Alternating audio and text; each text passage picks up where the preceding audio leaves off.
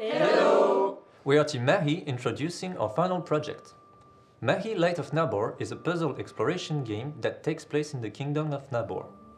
The player embodies Mahi, a princess whose father is suffering from a deep depression after the loss of his wife. As a consequence, the king decides to destroy the royal orb containing memories of the kingdom. Mahi's objective is to find a cure for her father's depression before it's too late. Alberic and I really enjoyed how games like A Short Hike or Breath of the Wild immerse the player in the most natural way possible, so we wanted to emulate a similar experience.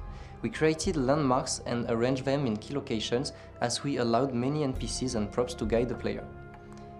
After we designed our map, I adjusted its size, its scale and the distances between the landmarks so that the player could experience time-efficient travel. I was in charge of designing the puzzles. We wanted them to be rooted in the reality of Nabor's kingdom, in which key-shaped tools and energy crystals are essential assets.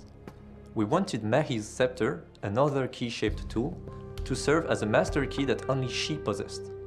Gameplay-wise, we needed a good variety of locations to make the best use of our core mechanics, making the same process yield different results, depending on locations such as the village, the sawmill, or the ranch.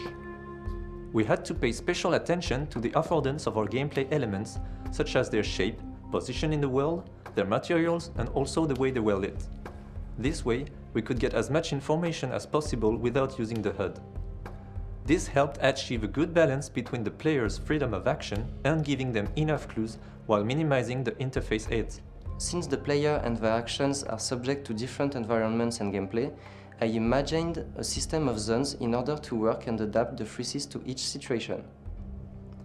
Each zone type received its own parameter, which facilitated the transition between different freezes. I designed 3 types of predefined area and their parameter for indoor, outdoors and large grasslands. GPE also received their own parameters to facilitate their use.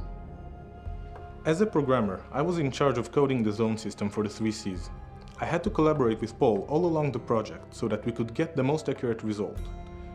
Conversations between Mahi and NPCs are a significant part of the game, so I created a dialogue system using CSV editor and Unreal Engine stream table that help facilitate the designer's task while maintaining a certain level of freedom for them. We wanted to create a unique visual aesthetic and enhance the immersive aspect of the game. Consequently, a strong stylized artistic direction needed to be defined and support both story and gameplay. Since Mahi is an open world, which requires a challenging level of content creation, a simple and efficient art style was our best option. So we decided to focus on soft, rounded shapes and vibrant colors. As we kept 3D models fairly straightforward, we could produce a good amount of assets quickly. In addition to the art direction, I was also in charge of coordinating the art team to ensure visual consistency. Thanks to our creative standards, templates and work processes, the team could work together smoothly and effectively. In order to create a vibrant and lively universe, we needed a large amount of NPCs with distinct appearances and personalities. However, creating unique character models for each NPC would have been too time-consuming and resource-intensive. To address this potential challenge, we chose to use modular characters with interchangeable pieces of clothing and accessories. By mixing and matching pre-existing parts, we were able to create a diverse range of NPCs in an efficient way. Since the project is an open world, the map needed a special attention. In order to combine flexibility and precision, I created the map using Houdini to easily apply the game designer feedbacks. I was also able to procedurally generate the cliffs and rocks on the map, which provide to be very efficient for the artist. As I joined the project late, I had to quickly adapt to the art direction. Based on the concept that was shared with me, I used Blender's modeling tools to create a panel of props and contraptions that were used to dress the world and tell its story. I also helped redesign gameplay elements during production, such as the cable car and the capstan. I collaborated on this project as a consulting environment artist. I helped Gael create the environment shaders. I also turned 2D concepts into 3D modular assets, such as the sawmill and the base of the buildings.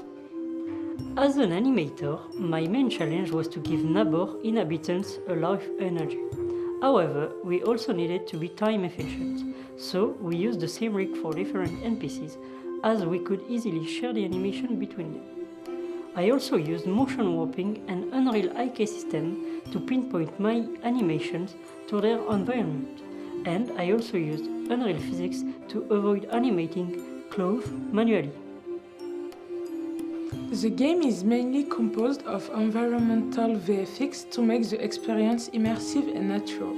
I proceeded to create visual effects with a 2D approach, and that meant creating many textures and 2D flipbooks by myself in order to match the art direction. We also wanted the visual effects to be animated in a cartoonish way with exaggerated movements and effects. My greatest challenge was to adapt VFX to the wide variety of environments. To solve this issue, I exposed some variables to the game designer so that they could match visual effects to each game situation. I had to organize the entire Notion pipeline in order to facilitate the code documentation of the different pools, organize the sprints, and remind the deadlines. As the project needs the help of artists, we collaborate with Jordan, who acts as the producer in charge of the cross-functional team and the another class.